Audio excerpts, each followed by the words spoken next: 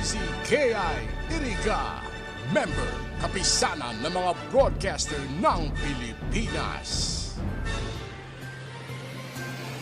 CNN Philippines Hour sa RPN-DZKI-IRIGA alas 6 hasta alas 7 ng manggi, Lunes hanggang Biyernes. CNN Philippines Hour.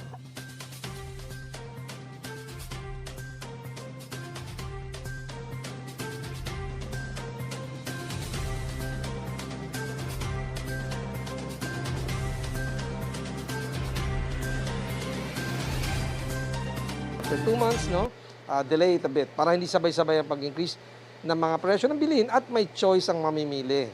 Prices of basic goods in supermarkets have been steady at least for now. A canned sardine sells for 13 pesos to 18 pesos, powdered milk 50 to 91 pesos, and bread at 23 to 39 pesos. Prices are relatively stable in wet markets as well. Commercial rice retails from 38 to 52 pesos. Pork costs 340 to 375 pesos per kilogram. Chicken at 160 pesos per kilogram. And fish at 120 to 240 pesos per kilogram. With a limited budget, consumers are adjusting spending for essentials. Ay medyo magtipid-tipid ng mga gastusin ng hindi kailangan na kailangan. Dapat maggasto at bilhin na lang kailangan. Minsan patingi-tingi na lang. So yung mga priority mo dati na kailangan bilhin, pwede mo naman siyang i-minimize lang. I-lessen lang para at least kahit papano hindi mo maramdaman yung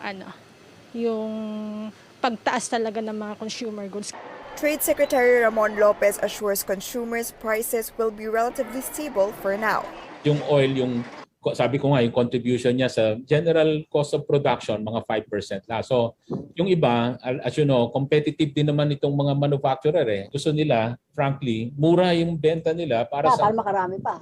O para lumipat sa kanila yung mga consumer at against the other competitors nila. Hanggang absorbing ko yan. Pag di ko na kaya, magtataas ako. So, hindi pa kaagad yung impact. House Ways and Means Committee Chairman Joey Salceda said in a statement that if oil goes below $120 per barrel, next week's round of price increases may settle at 8 pesos 70 centavos for gasoline, 7 pesos 25 centavos for diesel, and almost 7 pesos for kerosene, still a hefty price. World oil price at one point jumped to nearly $140 per barrel. The government says the worst has yet to come from the global economic shock. Chrissy De Matulak, CNN Philippines. PUV drivers in the provinces also say rising fuel prices are taking a toll on their daily income. Take a listen. Ang kita namin ngayon, halos lahat sa gasolina na lang napupunta. Dati, nasa 600 to 700 lang ang kita namin. Ngayon, nasa 300 na lang dahil sa taas ng increase. Minsan, 400 na lang ang naiuwi namin dahil sa hirap ng sitwasyon. Ngayon, lalo na't pandemic. Paano mo mapagkakasya ang 400 kung may pamilya ka na? Sana kahit kaunti taasan nila ang presyo ng pamasahe para hindi lang ang mga driver ang mag-suffer sa krisis sa gasolina. While drivers are asking for a fare increase, some groups are seeking a new daily minimum wage of 750 pesos. Our senior correspondent Lois Calderon spoke to a member of the National Wage Board and to labor organizations. She joins us live. Lois, is there already an actual filing? The first wage hike petition for this year comes not from the usual sector or labor groups we have seen year after year. This time it's from the Metal Workers Association of the Philippines that calls for a new wage floor of 750 pesos per day. That's a drastic 350 peso increase from the current daily take-home pay of 317 to 400 pesos in Calabarzon area, where the metal workers filed their plea. The Influential Employers Confederation of the Philippines, or ECOP, confirms to us that they have a copy of that petition. And since ECOP sits in the Regional Wage Board, it will study the petition, although no date has been set yet for the discussion. The last wage hike granted was back in February 2020, just before the community quarantine or the lockdown, and that's in Region 2. prices have soared given the supply bottlenecks, and labor groups like Union ng mga manggagawa sa agrikultura and party list Anak Pawis are telling us that their families hardly survive with 537 pesos minimum wage for Metro Manila.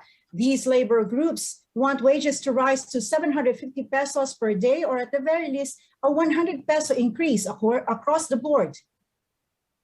A real wage na value ngayon ng 537 ay actually 437 na lang siya, yung real value niya.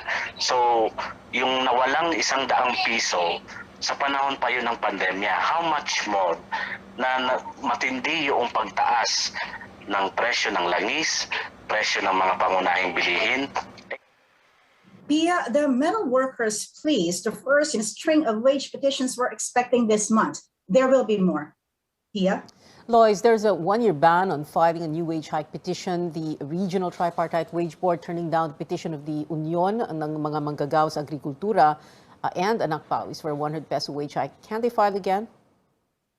That's right, Pia. Anak Pawis National President Ariel Casilao says the prescription period lapsed last February, and so they can file within this month. But remember, the Wage Board last year dismissed their petition on technicality. It said the across-the-board minimum wage increase does not fall within the jurisdiction of the NCR Tripartite Wage Board. We talked to Sergio Ortiz Luis, the president of the Employers Confederation of the Philippines. He sits on the Tripartite Wage Board representing the private sector.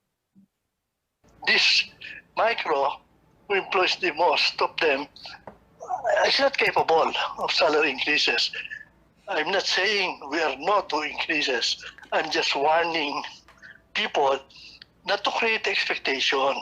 Medyo malabo yung magbigay ng increase sa minimum wage this time around. Meantime, Labor Secretary Silvestre Bello has ordered the boards to speed up its review on the minimum wages. Bello admits that the current daily minimum wage in NCR is no longer able to cope with skyrocketing prices of basic commodities. The boards are expected to submit their recommendations before end of April. Back to you. Lois Calderon there reporting. Airlines are offering promo fares now that demand for travel is gradually increasing, but with a rise in fuel prices, will there be an increase in airfares soon? Our correspondent Stanley Gahete has more. Summer is almost here, and as COVID-19 restrictions are relaxed, airline companies see demand in booking flights increase after almost 2 years of travel ban. To recover losses fast, airline companies are offering various promo fares. I would say na sustained yung confidence ng mga kababayan natin na bumiyahe because it is reflected in our sales. Reflected siya dun sa increase nung flight bookings namin. However, the aviation industry is facing another challenge. While the economy is recovering, the Russia-Ukraine conflict is affecting the world market. Well, definitely, no, it's a cause for concern yung nangyayari ngayon sa Russia because isa siya sa pangunahing pinagmumula natin or pinagkukunan ng fuel or ng supply ng produktong petrolyo, no. Fuel hedging is an important strategy for airline companies to buy jet fuel while price is still affordable. However, it's still a risk for the aviation industry when prices drop later. Due to this instability, airline firms are asking the government to reduce or at least not increase government-imposed fees and charges. Meanwhile, under the current situation, airlines are allowed to increase fuel surcharge to be able to recover losses from continuous price hikes. Nasa sa kanila yan kung gusto nilang i-fully, kasi yung binibigay namin ceiling yun. Bawa, sabi ng isang airline, kahit malugi ako, basta ma-stimulate ko yung market. Hindi ko i-implement fully. Kalahati lang yung surcharge ko. Nasa kanya yun. Each of the airlines have their own strategy of how much to charge. No? Siyempre, there will be restraint in increasing the fares so that it does not add to the overall cost of travel. If there are more travelers, then there are more opportunities to bring down the fare. Stanley Gahete, CNN Philippines.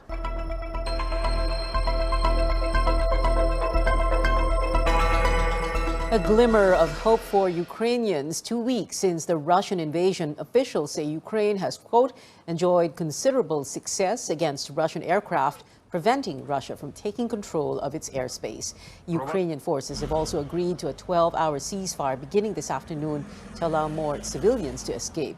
The routes will be in 5 more cities, including Mariupol, which has been surrounded by Russian troops. The evacuation corridor in the city of Sumy will also remain open until Thursday, Philippine time. About 5,000 Ukrainians have fled to safety since Tuesday. Well, hundreds of Filipinos in Ukraine have also sought refuge in neighboring countries. While the government is scrambling to save more of them, an expert raises the alarm over another possible impact of Russian attacks on the country. Tristan Odalo tells us more about this and why the Philippines should keep its stance on the conflict. Time is of the essence in evacuating Filipinos from Ukraine as the Russian invasion rages on. Government officials say that the situation there remains fluid and the conditions in crisis zones get harsher. They also appeal to Filipinos to reconsider their decisions and get out of Ukraine while there's still a chance.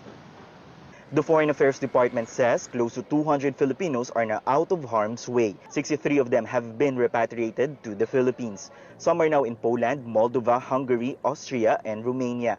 They're currently in Kiev and Lviv while seafarers are stranded in the Black Sea. May mga kababayan tayong ayaw umuwi sa Pilipinas kasi nandun daw po yung mga trabaho nila. And some of them, yung mga employers nila are continually giving salaries. We'd like to tell them na over 2 million na po yung refugees na tumawid. No? Ibig gusto po sabihin nun, lumalala na yung sitwasyon, that they should exercise their sound judgment. But apart from what was described as the fastest-growing refugee crisis in Europe since World War II, foreign policy experts say the Philippines should watch out for possible spillover effects of the Russia-Ukraine conflict. Some experts also warn that other big countries could use Russia's incursion into Ukraine as a justification of their future actions toward less powerful nations. The new government to accept the reality that Russia's war against Ukraine will not stay in Ukraine and Europe but will spread elsewhere. And the new leadership, which must have the vision, which must have the moral courage and conviction, must prepare the Philippine nation for this coming strategic contagion. What happened in Ukraine is just the beginning. The best foreign policy for the Philippines in this specific case is one that will ensure the following. First, China will not use the Russian invasion of Ukraine as a precedent to encroach on Philippine island territories and maritime zones in the West Philippine Sea. So what can the Philippines do amid this full-blown conflict? Foreign policy experts say that the country must maintain its position against the attack.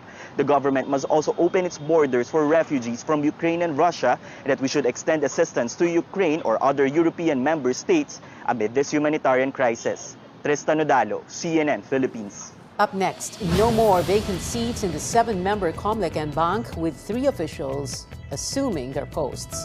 While health experts are studying the need for second booster shots for select groups. Details 1 minute back.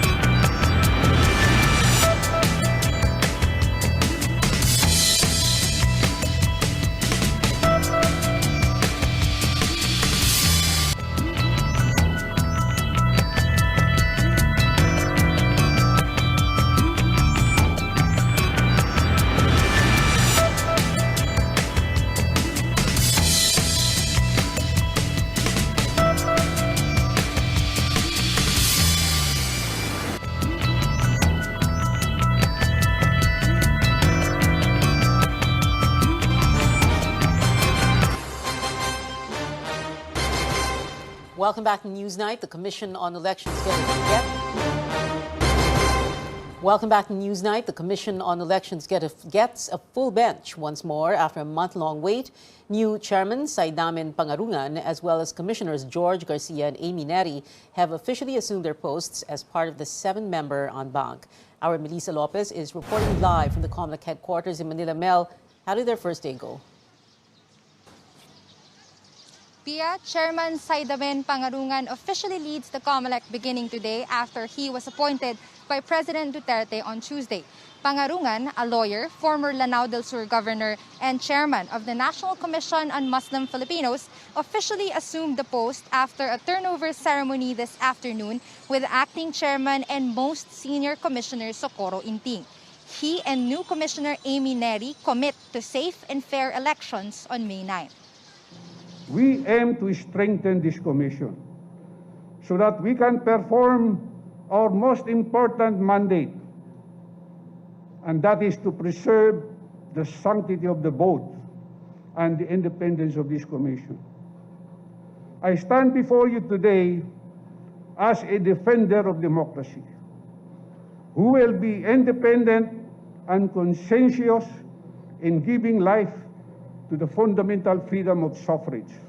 I can assure the Filipino people that they can repose their trust and confidence to the Commission, most especially this 2022 election.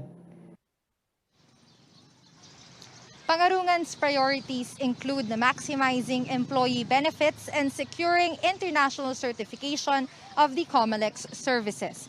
He cites his track record of removing thousands of ghost barangays when he was with the Interior Department. Pangarungan, Neri, and another new commissioner, George Garcia, attended today's en banc session. It's the first time in over a month that the 7-member body was complete. Neri and the 4 current commissioners attended in person, while Garcia and Pangarungan joined through video conference.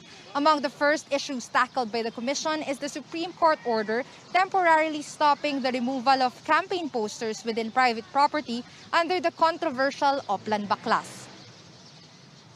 We will continue with our Baklas operations in public spaces as it is required by law. However, as far as Baklas in private places, that is held in abeyance in deference to the court.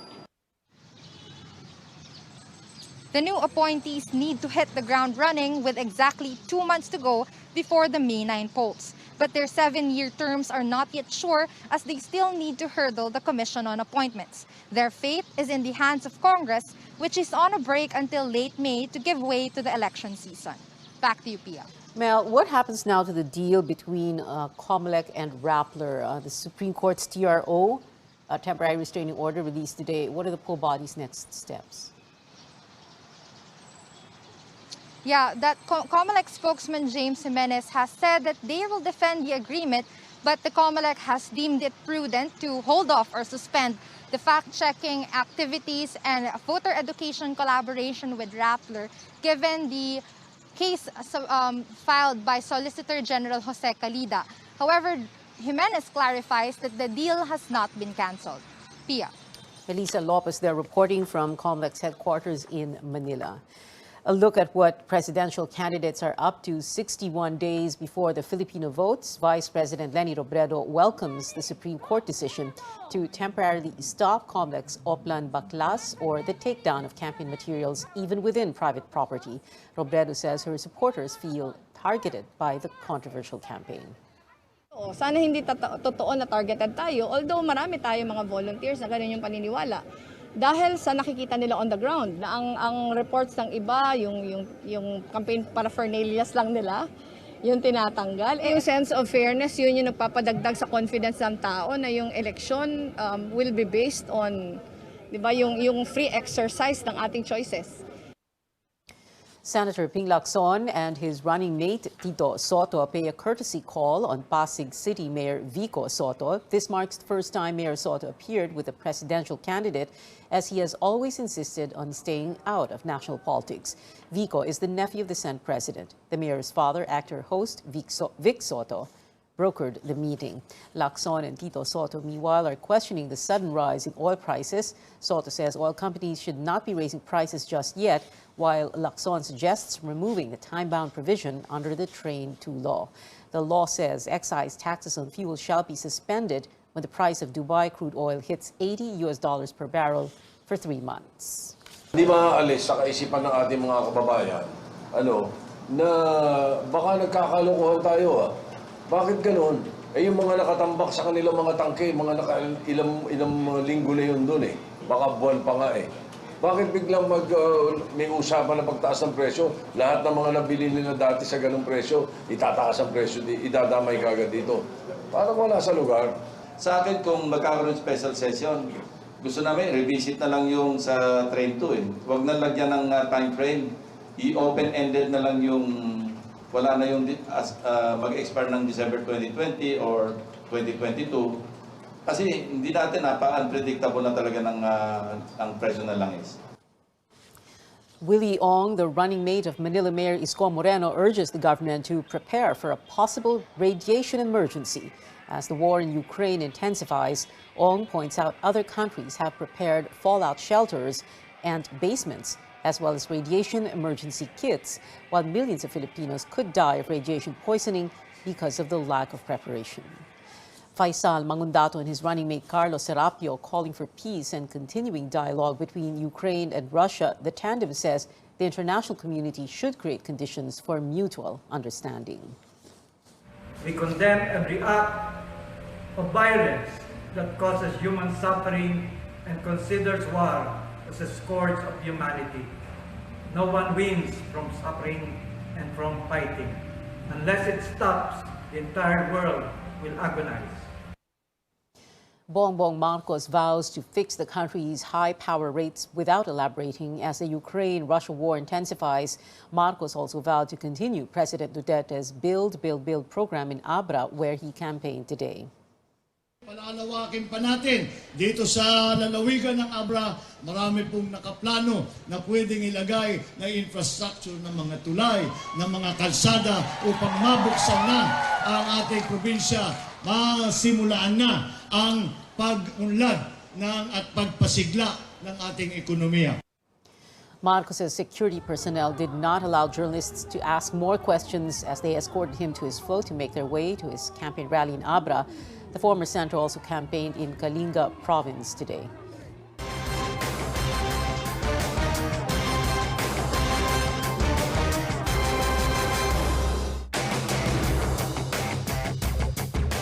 As economic activities go into full swing, health experts are discussing the possibility of a second booster dose. And as Caroline Bonkin reports, that will start among the most vulnerable and frontline health workers. Senior citizen Romulo Cantilafo got his COVID-19 vaccine booster shot in San Fernando City, Pampanga on Wednesday. He's been eligible for booster since January but opted to wait for health workers to call him first. Hindi naman ako talaga magpakakuan kung hindi nila ako tinawagan. Kasi hindi ko alam yung kung ko gagawin ko. Soon, Romulo might be eligible again for another booster shot. All experts group and the DOH Technical Advisory Group are now looking at the dosing requirements for a second booster. They're still looking at the benefits outweighing the risk. Sino pa ang bibigyan at ano ang dose? Maybe in a couple of weeks, we'll have the final consensus among our experts. Siguro within next week, lalabas na yun. Pag lumabas yung guideline, immediate na yun. We will implement it right away. Health spokesperson Maria Rosario Vergeres says vaccine experts endorse the second booster for the elderly and moderately to severely immunocompromised individuals. Vaccine experts panel member Dr. Ron Jean Solantes says studies show their protection from COVID-19 wanes from the 3rd to 4th month after a first booster, increasing their risk of becoming severely ill. This is why vaccine experts suggested a 4-month interval between the two booster shots. Also recommended to take a second booster are those often exposed to likely infected people, including health workers and airport personnel.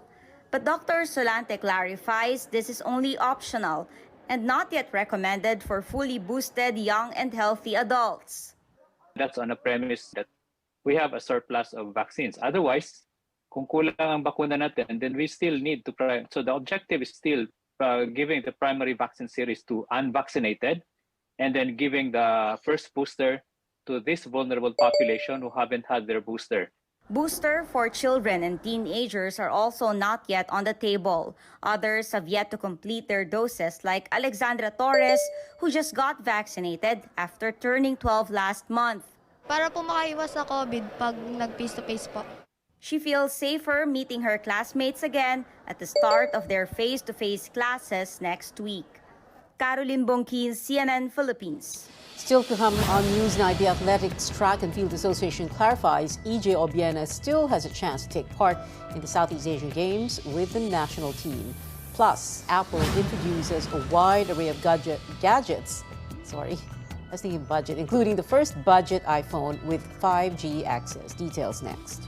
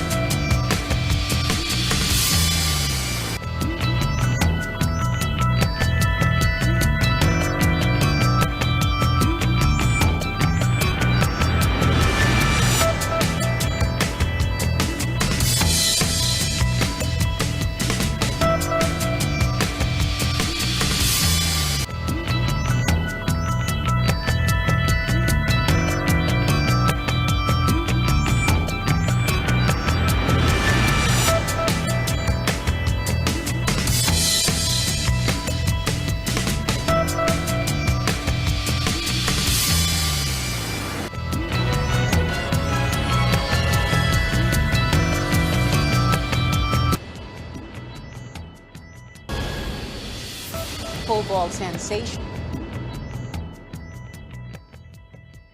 Pole vault sensation EJ Obiena competing under the national team in the SEA Games is still a possibility for the Vietnam event and other international tournaments. Patafa says Obiena's status is pending until the mediation process by the Philippine Sports Commission is completed.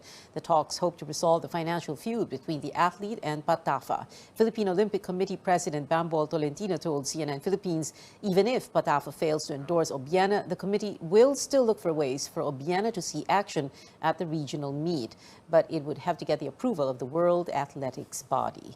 And for those looking to make a gadget upgrade, Apple unveiling new products yesterday at its first launch event of the year. Highlights include a budget iPhone SE, an updated iPad Air, and a more powerful Mac chip. The new iPhone SE notably has access to 5G, a first for its lower-cost phone models. It'll be sold in the U.S. for $429 or around 22,000 pesos. The new iPad also featuring 5G connectivity and a revamped camera. No news yet on when these products will arrive here in the Philippines, but they will go on sale in the U.S. Sunday. And that is it for now. Join me again on News.ph at 7 p.m. I'm Pia Hontiveros for Newsnight, where we go above and beyond the headlines.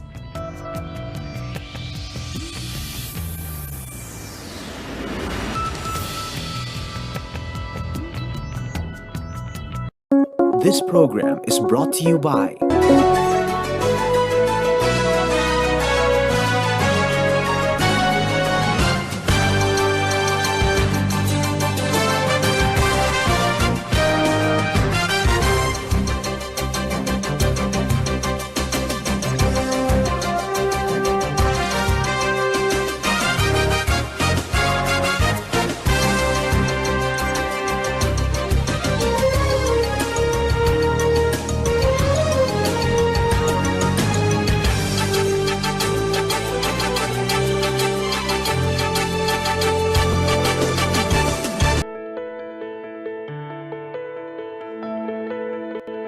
yourself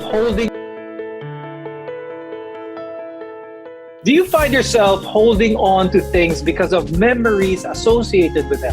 Things we own remind us of special moments or people, but eventually stuff piles up, leaving us with a cluttered environment that can cause stress as well as frustration. In this episode, we'll teach you how to declutter your way to a happier, healthier life. I'm Dr. Freddy Gomez, and we bring you the knowledge and care you need, especially in this time of COVID-19. You're watching MedTalk Health Talk only on CNN Philippines.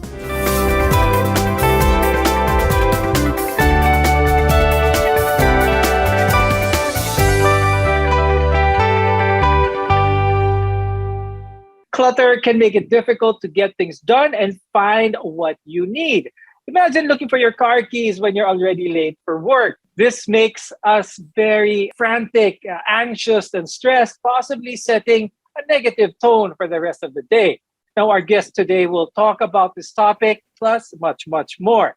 Let's welcome to the show Alodia Mercado, who is a clinical psychologist from AMAX Psychological Services and research expert for the Department of Health. Also with us is Isa Reyes. She's a professional organizer and managing director of Meat Obsessions.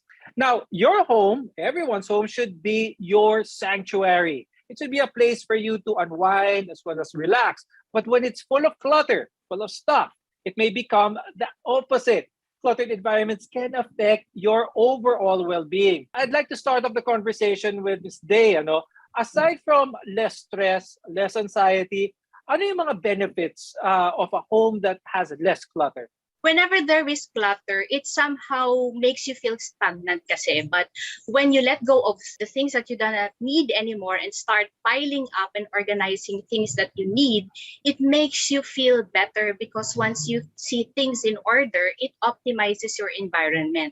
Thus, your mood and your mind. Mas nagiging kalmado yung ating pakiramdam and the state of mind whenever we have a good environment. Having a cleaner space boosts the mind, enhances focus, mas maganda yung productivity. So mas maganda siguro, mas creative ang tao kapag decluttered. But Ms. Day, ano kayang problema? Bakit mas madalas hindi nagiging organized ang tao kung all of these benefits are there? Well, actually, it's a natural thing to happen for human beings to have clutter in their environment. Kasi psychologically speaking, we are very sentimental in nature. Most especially as Filipinos, we wanted to collect things. No, we wanted to make sensible of the things we encountered in the past. No, ganun naka-structure yung brain natin kasi bigger part of our brain is responsible for our emotions na nakabind sa mga objects that we have in our environment. Kaya it's really natural for everyone to have their own clutter in their environment. In this time of COVID-19, we want to make sure that we're at our healthiest. All of us want to be healthy, of course. Not only should we exercise, fuel our bodies, we should also make sure that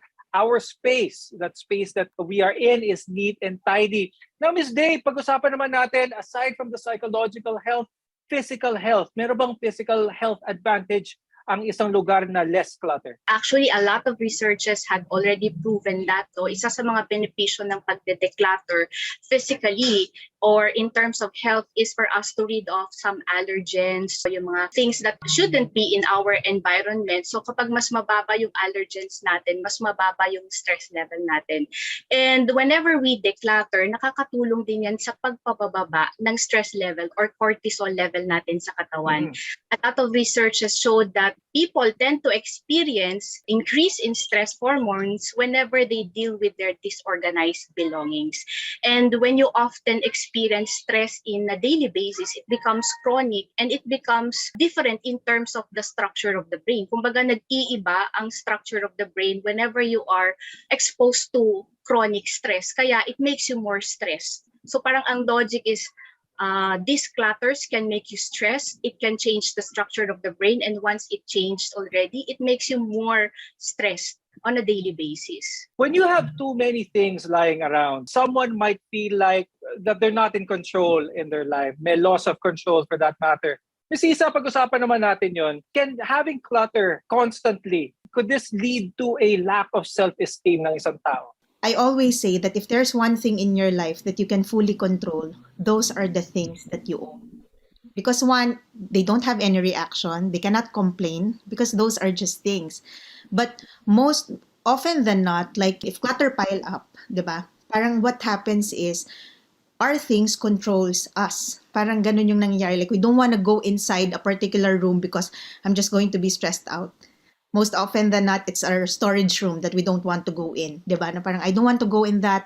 I will just feel, mag-hyperventilate lang ako sa loob niyan, right? And because instead of us being in control over that particular room or yung kalat natin, sila yung nagko-control sa atin pabalik. On that note, being an expert in organization, ano yung mga telltale signs? Ano yung mga red flags ng isang tao that may point to na they need to declutter? What happens is that parang yung mga tao sa paligid niya, yun kadalasan yung tumatawag sa akin, can you help my mom? Or can you help, parang my husband because nag-hoard siya.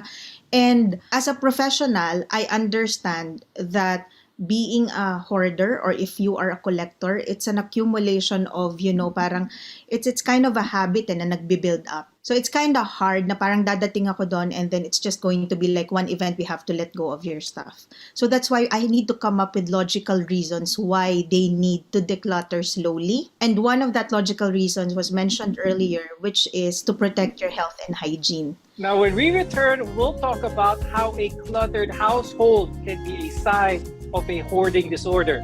We're your connection to healthcare. You're watching MedTalk Health Talk.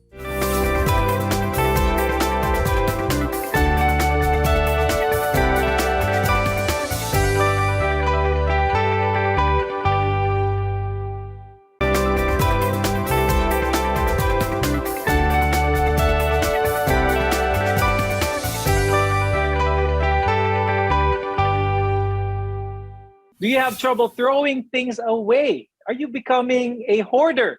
This is MedTalk Health Talk. I'm Dr. Freddy Gomez, and we're together in health. Physical clutter can become an obsession. We may sometimes find ourselves surrounded with stuff we can't get rid of because they have some form of sentimental value or possibly can become potentially useful in the future. Not everyone who has clutter at home has a hoarding disorder. I want everyone to understand that. But let's try and find out some of the red flags for this. Ms. Day, pag-usapan natin yon. A lot of people may be able to relate to this. Tinatago yung kahon ng binili nilang appliance, probably feeling nila magagamit nila yung kahon later on or, things like that. But when is it now a problem of hoarding? The first is that we're going to consider is the impairment or dysfunction. Is the person already incapacitated to perform his or her duties at home because of excessive clutters in the environment? Since all of the things that a hoarder is really treasured, they often feel awful to let go of things regardless of its value. Kahit minsan wala nang silbi yung object, they still find satisfaction in keeping it. And I have heard a lot of members of the family of a person who is hoarding usually reads of things of a hoarder in their own absence at home. And it creates attention dun sa hoarder because all of a sudden, pag uwi nila, wala na yung mga gamit nila. And masasabi natin that it would create even more serious concerns on their mental health kasi I have seen a lot of people who commit suicide or ended their lives because of simply reading off their objects or important things at home. Now, my question for Isa is, why do you think people hoard? One is probably they're filling up a void, and it's also a process because it's difficult that we're going to do it at one go without them realizing and accepting in themselves that they need to let go, they need to declutter. Some people with a hoarding disorder may also experience possibly other mental health disorders. Is this possible, Ms. Day? Could you give some examples, if so? Is highly related to other disorders such as depression, anxiety, and ADHD, and even trauma. Based on my experience, when we're talking about the common cold, which is depression, most of them do not like to work or to stand up from their own bed. And their energy is very much limited to just survival activities such as eating and sleeping. Doon na lang umiikot yung buhay nila. And most of the time, they find it very challenging to declutter. That's why when you see a person experiencing depression, anxiety, and ADHD, you can see their environment really messy. Hoarding, as studies have suggested, can be seen in those as early as 11 to 15 years old, and it can get worse with age. Now, hoarding is also common in older adults as well. Ms. Isa, ano yung mga risk factors that one may develop itong hoarding na ito? I think what happens is dun sa mga nagho-hoard ng gamit, no, parang it's kind of parang they're having a hard time getting off that habit of buying and collecting. And collector kasi make sure that they take care of their things. Kumbaga parang when they buy something, they know where to put it, they know where to probably hang it or keep it, store it. That's a collector. While a hoarder, on the other hand, parang when they buy or when they get things, they don't think of saan ko ba to ilalagay.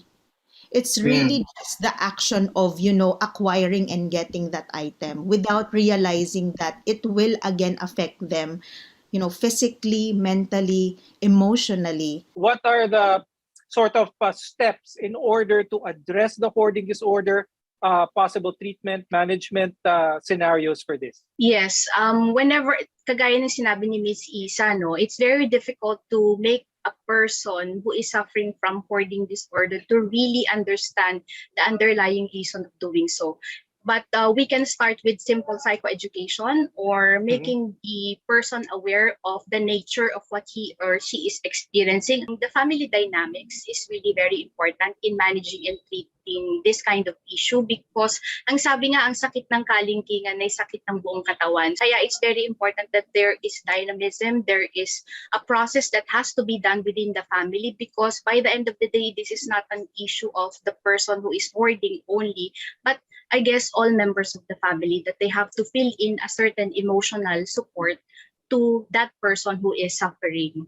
Is it common for just one person, the person who is hoarding, to be the focus of attention here? Or is it possible na merong mga enablers ito sa buhay niya? I would say that there's a certain hormone that is being produced when you are hoarding that is very much similar to addiction.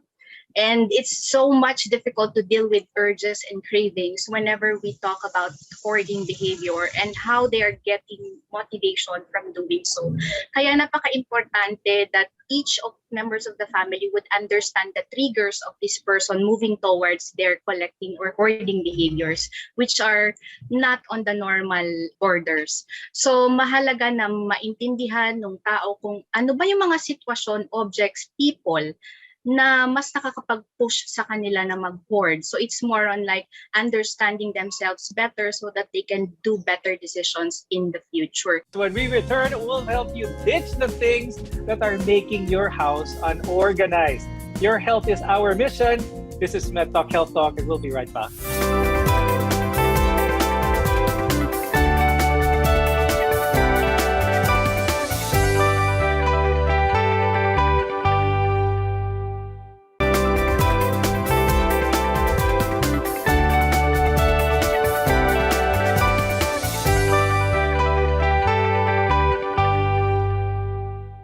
Decluttering doesn't have to be stressful. I'm Dr. Freddy Gomez, and you're watching MedTalk Health Talk on CNN Philippines, where your care comes first. Now, sometimes we may spend hours, days, or even weeks making to-do lists and buying organizational items to help manage our clutter. But what if that doesn't help? Identifying the cause of clutter is definitely a great first step. Ms. Isa, I'll start with you. What are some of the common things that can help someone start their decluttering journey? Okay, number one that you need to do is set an intention first. What is the intention in this particular space? What do I want to feel in this particular space? Like, for example, when you're in your bedroom, what do you want to feel here? Do you want to feel at peace? Is it going to be your sanctuary, your resting place, right? You have to make sure that you know the intention in that space, because with that intention, that's where you will start. Now, on the technical part, then as mentioned earlier, you only have to remember three things. You can actually be organized without throwing first, because I understand that decluttering is already an overwhelming task. You know, so if an overwhelming feeling plus an overwhelming task, it's not actually a good mix. But one way for you to assist yourself is that you do sorting first, build a category, sort it, put like items together, and once that you have that visual inventory, now that's where you move on to decluttering, which will make it a little bit easier. What's your advice for the viewers on how to let go? Because I think that's an important thing, how to be able to let go, because especially for a hoarder, that is one of the things that is very difficult for them to do. So what kind of tips, what kind of advice can you give? So it's more on awareness and being mindful of the things that have to be prioritized as of the moment. Like for example, itatabi mo ba yung mga gamit na ginagamit mo pa nung high school? Kasi no matter how important these things to you are, no, hindi naman na siya nagagamit on the present time. You have to let go of it. Same as our psychological baggages, no, we have to be aware of the benefits of decluttering emotionally and psychologically. And it's also part of the process. I do understand it is not a one-time processing that the next day you wake up, you can already let go of the things that you have been collecting or been saving for the longest time. No, always remember that what comes in must come out. Are there tried and true ways in order for our viewers to start their decluttering journey? There's one method called the KonMari method. Could you say something about this? Yeah, I'm actually a KonMari consultant in training. I discussed my personal method, which I call the homeward technique. That is the process of you going home to your home. And it's the 3-step process. It's sorting, detaching, and rehoming. And I would always say in sorting, you know what you have, because that's when you put like items together. In detaching, you understand what you need. And that is the process of, looking at things objectively. And in rehoming, you accept what is left. So you just have to remember 3 important steps. And I think it's very more applicable for Pinoys, especially we're highly sentimental. There's always a story to tell. Like, bigay ng lolo ko, bigay ng kapitbahay ko, nakuha ko nung unang sweldo ko. So that's why I created that technique.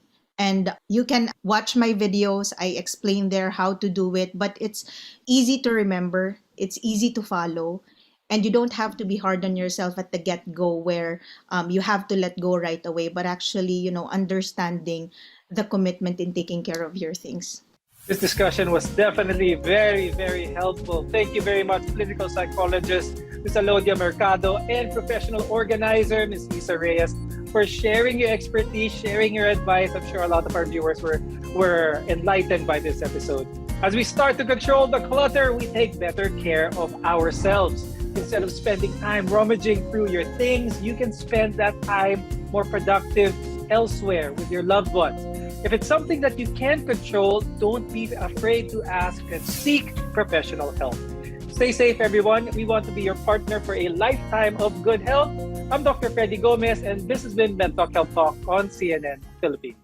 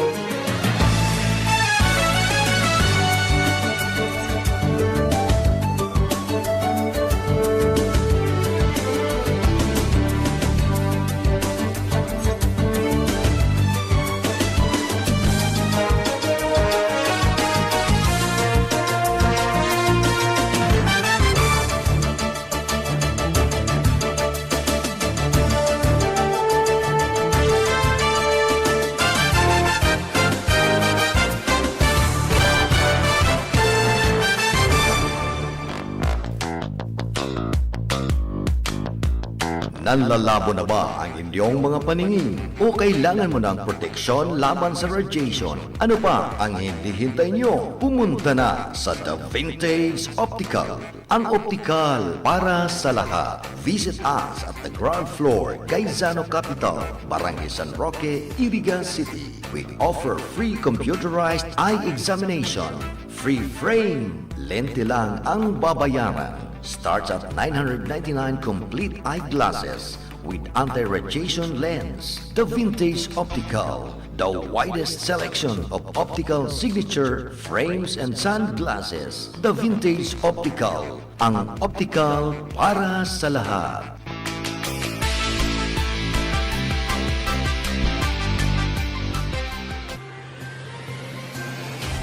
CNN Philippines are sa RPN-DZKI-IRIGA alas 6 hasta alas 7 ng manggi, Lunes hanggang Biyernes. CNN Philippines are